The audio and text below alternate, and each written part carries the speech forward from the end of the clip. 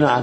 يعني هلا قالوا انه بصلاة، لو انه المسلمين يجتمعوا على صلاة الصبح مثل صلاة نعم الجمعة لحتى نرجع امجادنا الاولى ونرجع بيت المقدس ويرجع لنا الدين مثل ما كان. كنا نصلي ورا الدكتور البوطي الله يرحمه صلاة الفجر كأنك عم تصلي صلاة الجمعة. نجي على الجامع نصلي كلها طلاب شريعة، نصلي وراه نعم تلاقي بخشوع بخضوع كذا نعم. فسبحان الله اليوم تلاقي الولد قلت له صليت الظهر؟ ليش أذن؟ ما لك خبر ما أذن الظهر؟ نعم. قلت له الحرمة صليتي؟ ايه بس لخلص من ايدي نعم، بس لخلص الطبخ، بس لخلص كذا.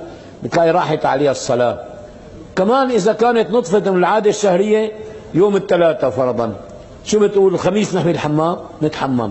لك كم صلاة تركتي من الثلاثاء للخميس؟ كم صلاة كم فرض تركتي؟ وحديث ابن عباس مرفوعا نعم يقول من ترك صلاة مكتوبة متعمدا لقي الله وهو عليه غضبان. لما تترك فرض صلاة وانت والله مالك فاضي، مالي فاضي، مالك فاضي، عندك شغل. مين اللي ما عنده شغل؟ الميت والمجنون، هذول اثنين ما عندهم شغل، ولا كلياتنا عندنا شغل. هنا في ناس بيكتب على محله أنا في الصلاة، يعني عم يخبرنا أنه بيصلي، أنا في الصلاة. في جملة أحلم منها، اكتبها على محلك، سبقناكم إلى الصلاة. يا سلام، يوم الواحد بيقراها معناته صاحب المحل سبقني على الجامع، فبأسرع مشان أنا الثاني فوت على الجامع. هلا إذا كان مثلا واحد مثل حكايتي لحية وعمامة وأذن الظهر وأنا ساعتني بالشارع، كل الناس بتطلع علي، بتطلع على الساعة، لك أذن الظهر شو عم يسوي هذا بالشارع؟ أو مثلا لابس طاقية بيضاء، لك هذا شو عم يسوي بالطريق؟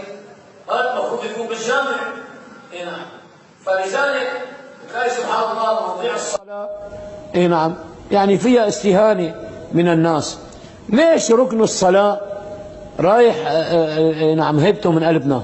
لأنه ركن متكرر، كل يوم بنصليه 5 مرات ما عدا السنن. أما لاحظ شهر رمضان لأنه بالسنة مرة، في ناس كثير بتصوم وما بتصلي، ناس كثير. والحج لأنه بالعمر مرة بنسمي بعض ما حجي، مع أنه كلمة حجي مو واردة بالإسلام. شو بيقول لك؟ أهلين حجي. نعم تفضل حاج. حاج شو؟ حاج شو يعني؟ يعني نعم يعني حاج يعمل منيح، حاج شو يعني؟ بكفي. فلأنه الحج مرة في العمر، فبتلاقي الناس سبحان الله يعني ولو ما حج لسه ما حج بنسميه حجي. وإذا راح الحج بتلاقي عاملين له زينة، شارقين له كهرباء، حاطين له تلاقي هالشجرات نعم كسروا الشجرات حطوا له إياها، وحطوا هالسجاد وحطوا كذا نعم، وبنشعل هالقضية إنه الحج جوا. وبتلاقي جايب لنا مسابح، وجايب لنا نعم سواكات، هي القلم رصاص اللي بيجيبها نعم محطوطة بقلب مطاطة نعم، لا هي سواك ولا من يحزنون، مو ناقصة غير هي البزبوزة تبع قلم رصاص مكتوب فيها. وإذا كنت غالي عليه مثلا بجيب لك سجادة الصلاة، وإذا كنت أغلى من هيك عليه بجيب لك نعم قلابية طاقية بيضاء، وعلى الحالة نعم. شهر رمضان لما قال جنة بأنه ترس، الشيطان بيضرب عليه، نتقي ضربات الشيطان نعم بالترس. بشهر رمضان الناس نعم تتعلم فيه الصبر. نحن بشهر رمضان قليلين الصبر، بتلاقي فتاوى الطلاق بشهر رمضان، والله شيخ طلع خلقي عليها طلقتها، والله حلفت على ضربها، ليش صايم؟ ما هو نعم راح عليه 4-5 ركوات قهوة و4-5 أباريق شاي نعم، هدول كان كل يوم يشربون، من عدا باكيتين دخان، حمرة طويلة وحمرة قصيرة، هدول كلياتهم وقفون، خرمانة عليهم. بمين بده يتفشش؟ بهالحرمة اللي موجودة بالبيت، لأنه مع الجيران ما رح يتفشش مع الجار.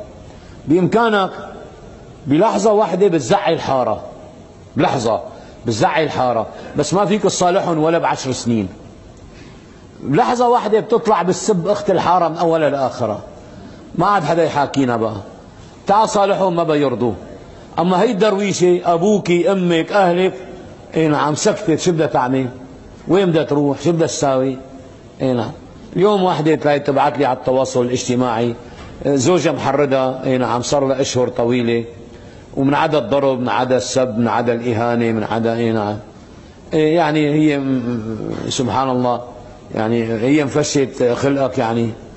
وين المودة والرحمة الله سبحانه وتعالى أمرنا فيهم؟ بشهر رمضان سبحان الله بتلاقي إيش الصبر وطولة البال. يعني أنا بشهر رمضان كأني آخذ حب مهدئ، إذا بغير شهر رمضان بزعل، بشهر رمضان ما بزعل. هلا بتلاقيني أحيانا مثلا أنا سايق السيارة بيضحشوا علي، طالع راسي من الشباك ولا ضحيت كذا، بصير بصايح أنا وياهم. شهر رمضان ما بصيح على حدا. إيه نعم. ذاك اليوم واحد بيقول لي طحشت عليه بالسيارة، قال لي بده يربي هاللحية هي، ما بده يطحش بالسيارة على العالم. اي نعم. شو دخلك باللحية؟ اي نعم الله ياخذك. تمام. الناس بدها الشيخ ما يطلع خلقه. هلا اذا بده يقطعوا الناس من قدام السيارات، كل السيارات تمرق، حتى يمرق شيخ بيقطعوا قدام منه. الشيخ لازم يوقف للناس.